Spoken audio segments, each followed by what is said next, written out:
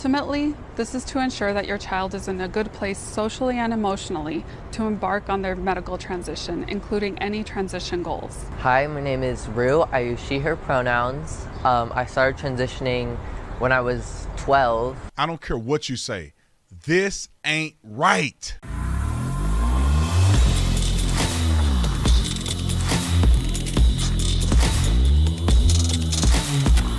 This video is brought to you by Birch Gold, brought to you by birchgold.com. Inflation is out of control. The government won't tell you that.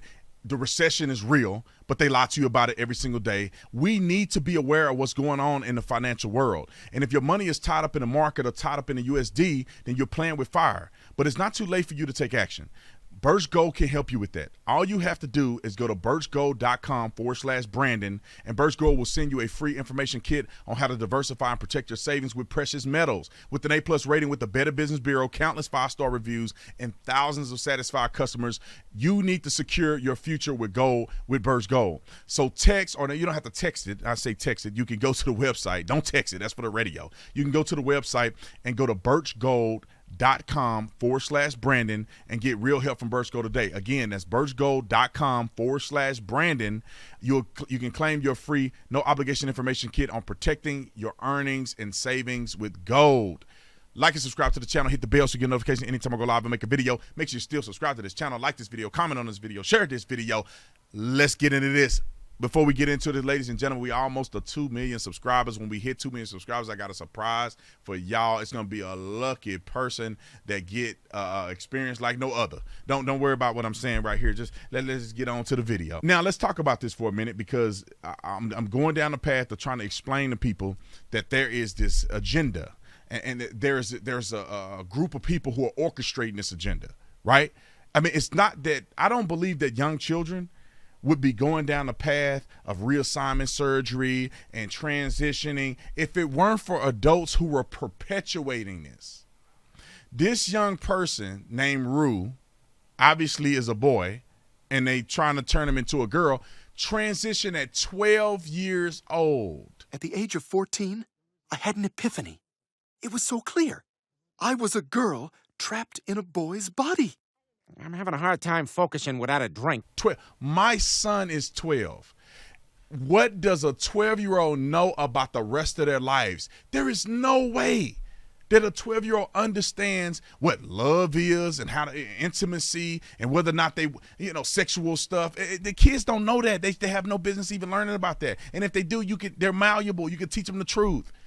How in the world, if my son came to me and said, "Daddy, I think I'm a girl," it's like, boy, but come on. I understand. Let's talk about it. But you don't know nothing about life. You know nothing about life. There's no way that somehow you feel. What is a girl? I'm not a biologist. Explain to me what a girl is. You don't even know what a girl is. You don't know what that means. You know what the projection of a girl is. You don't know what being a woman embodies. How you gonna make a decision at 12? Okay. Let's play the clip, because I want you guys to see the brainwashing that goes on, even at Phoenix Children's Hospital. Roll the clip. Ultimately, this is to ensure that your child is in a good place socially and emotionally to embark on their medical transition, including any transition goals. This comes in the form of communication or a letter from their therapist that meets standards provided by WPATH, the World Professional Association for Transgender Health. Whether you're seeing a social worker at Phoenix Children's or elsewhere, plan on regular mental health check-ins with someone from our team. Think of it in the same way you would a medical visit. It's essential to your overall health and well-being. With that in mind, I'd like you to hear from a patient of mine, Rue, and her father, RC. Hi, my name is Rue. I use she, her pronouns. I started transitioning when I was 12. I began my care at Phoenix Children's Hospital probably about a year or a year and a half ago. It looks like it's a lot of fun. My time with Giselle, we just talk and laugh and play games. I feel like I've just become much more comfortable in my body and much more confident. I don't understand. What does this mean? When you're 12 or you're 11, 12 years old, what does it mean? What makes you feel like that this is what like for instance, if you're thinking to yourself, you say, "I think I'm a girl on the inside." What makes you think that this is the way you're supposed to look? I don't get it. I don't get it. Not every girl looks like this. So what makes you think that this is the approach and this is what being a girl means? Girls can have short haircuts. Girls can wear pants and shirt like dudes. They can be tomboys. They can be feminine. They can look however they want to look. What in your mind makes you feel like that this is the type of girl you want to present as?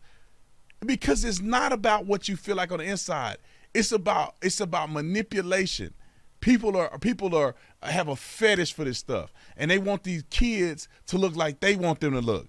This is what they put in this kid's mind, that this is what a girl looks like. A spaghetti top and with long hair. I just don't understand. That make you feel pretty to yourself or who? This is imagery that's being pushed. I can't think of the name that I want to use or the word that I want to use. It's fabricated. This is when you're born and you're a baby, you come out.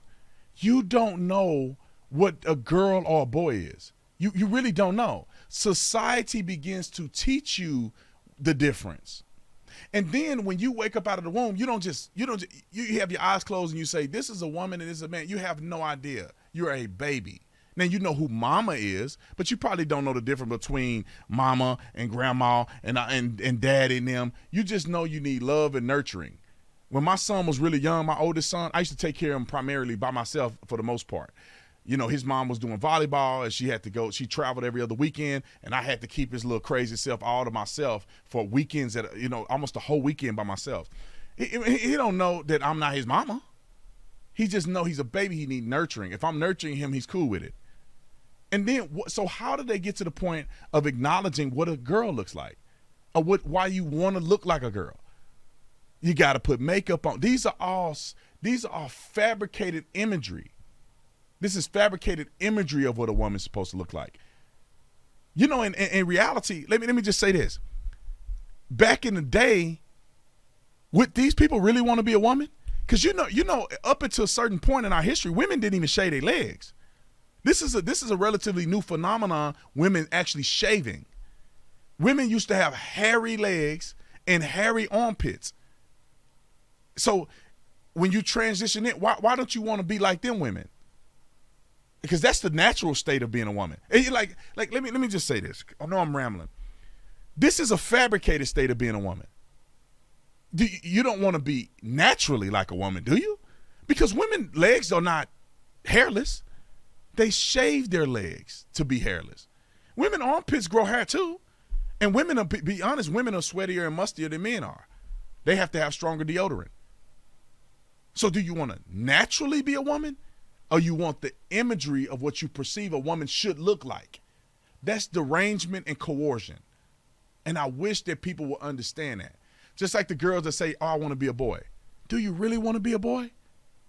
Or do you want the facade of the imagery that's pushed on you that this is what a boy looks like?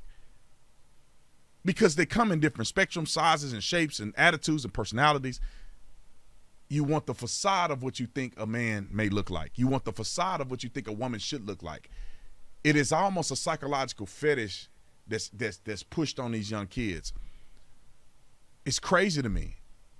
I think at an 11-year-old, and there's plenty of studies that show that most of these kids grow out of this if you don't feed into it. But an 11-year-old has the ability to change. That's like me thinking that my son is going to be the same way he's going to be for the rest of his life. It's like, no, he's only 11. When he's 12, he's going to think of something. When he's 13, 14, 15, he ain't going to think of the same stuff he thought of when he was 11. When he started hitting puberty, he started growing facial hair, and his armpits start growing hair. He ain't going to be the same person that he was when he was 8. Kids change. They grow. They mature. The things that they liked when they were younger, they don't like anymore. The places they thought was fun to go to, they don't want to go to anymore. They'll lay up under their mama all day and want to cuddle. And when they get grown, they don't want nothing to do with their parents. You dare daddy kiss your son on the forehead in front of his friends. He's probably going to pass out. Kids change over time. They're malleable. But they're brainwashing these kids, and they're thrusting them into this environment in which they have no idea what's on the other side.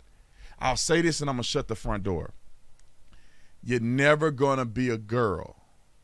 You can only present the imagery in which you believe a girl is. You will never have ovaries. You will never give birth to children. You will never experience a menstrual cycle. You will never be a girl. When you are hanging around your girlfriends, you're going to realize that they are actually girls. And when you look between your legs, you're going to realize that you are actually still a boy. When they start telling their stories about falling in love, they're going to leave you out. Because when a boy finds out that you actually are a boy, you're not going to get the same level of attraction and attention that your girlfriends get. They don't tell you that when you're young. These people are young. They don't have access. They're not having sex. They're not doing any of that stuff. When they get older and they're like this and they wonder why men don't like them, because you're still a man. You have genitalia. Men can't do nothing with you. They don't want to. And then you grow up, when they little like this, people think they little and cute. Then you grow up to be a grown-up and you're 6'3", and your shoulders are this big and you wear a size 14 shoe. You are nowhere near a feminine person. When you're young, you haven't hit puberty yet, then you making pass for being a little soft person. When you grow up and be a man, you're going to have big old hands. You are not going to fit in as a girl. They're not telling these people this. This is why young people commit suicide.